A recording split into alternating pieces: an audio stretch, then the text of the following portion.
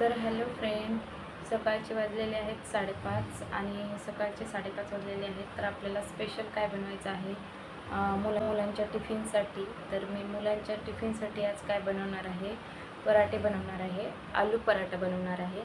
तर आलू पराठा सकाळी सकाळी पोटभर नाश्ता पण होतो आणि दिवसभर भूक न लागण्यासाठी पण चांगला आहे आलू पराठा.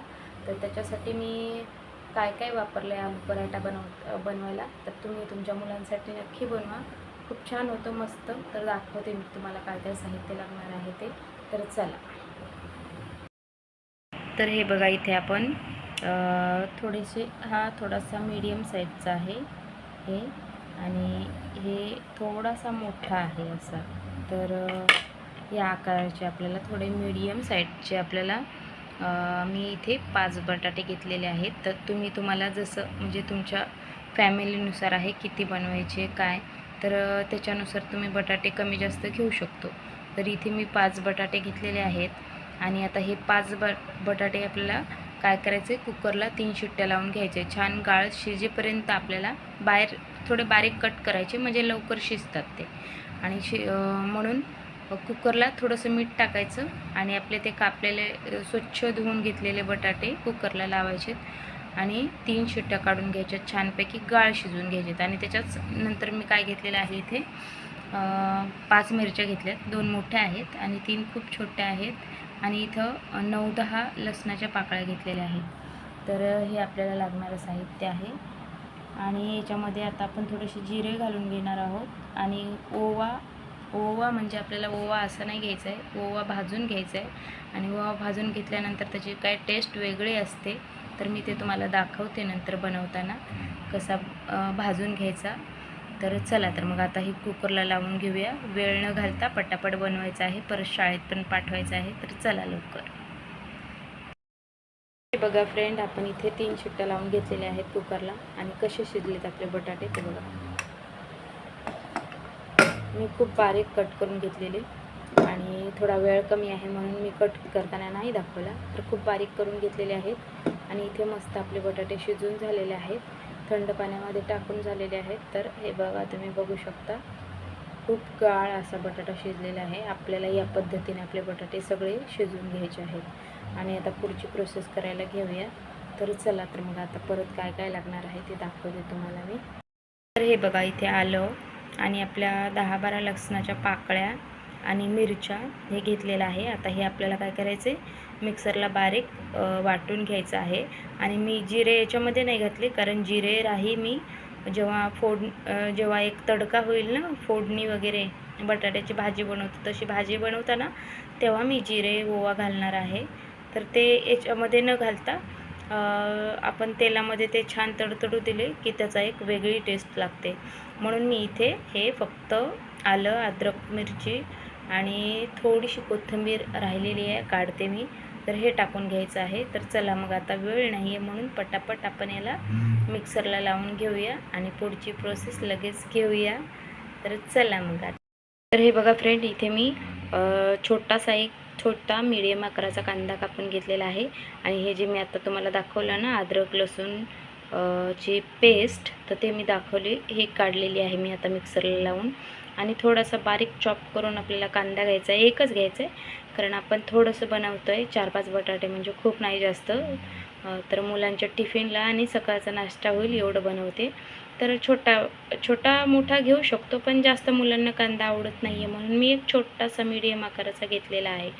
तर चला, पटापट आता आपल्याला पीठ पण मळून घ्यायचे आणि बाकीची प्रोसेस पण करायची आहे. तर चला, अगोदर मी आता पीठ मळून घेते आणि नंतर भाजी बनवून घेते.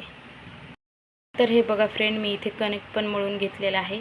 कारण कणिक चाळताना वगैरे मळताना मी तुम्हाला व्हिडिओ नाही दाखवला, कारण पटकन बनवायचं आहे म्हणून मी इथे अगोदरच आत्ता जस्ट कणिक मळून घेतलेलं आहे. आणि हे खूप सैल पण नाही आणि खूप घट्ट पण नाही, आपल्याला छान मध्यम याच्यामध्ये पीठ मळून घ्यायचं आहे. आणि खूप सैल नाही घ्यायचे, कारण खूप नंतर आपलं जे बॅटर भरतो तेव्हा ते पराठा फुटण्याचे चान्सेस खूप असतात. त्याच्यामुळे आपण थोडंसं घट्टसर थोडंसं नॉर्मल घट्टसर इथे मळून घेतलेलं आहे पीठ. तर चला आता आपण काय करूया, बटाट्याची भाजी बनवून घेऊया, म्हणजे पटापट आपले पराठे तयार होतील. आणि आपण आता याला काय करूया, मी झाकून ठेवूया. तर बघा मी थोडंसं तेल टाकून घेतलेलं आहे. आता आपल्याला काय आता आपल्याला ते भाजी बनवून घ्यायची आहे. नंतर आपल्याला म्हणजे बॅटर बनवून घ्यायचं आहे बटाट्याचं. तर ते बनवून घेऊया आणि नंतर पराठा बनवायला सुरुवात करूया. थोडं सकाळी उठले थोडंसं हे होते. तर चला आता आपण घेऊया बॅटर बनवून. तुम्ही बघा कशी तडतड वाजते. आपण तो बनवलेला अद्रक लसूण आणि हिरवी मिरची म्हणजे ठेचाच एक प्रकार त्याच्यामध्ये टाकून घेतलेला आहे.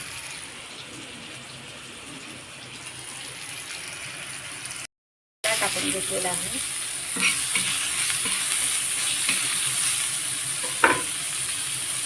इथे मीठ टाकून घेते पटापट. इथे धना पावडर घेते, गरम मसाला,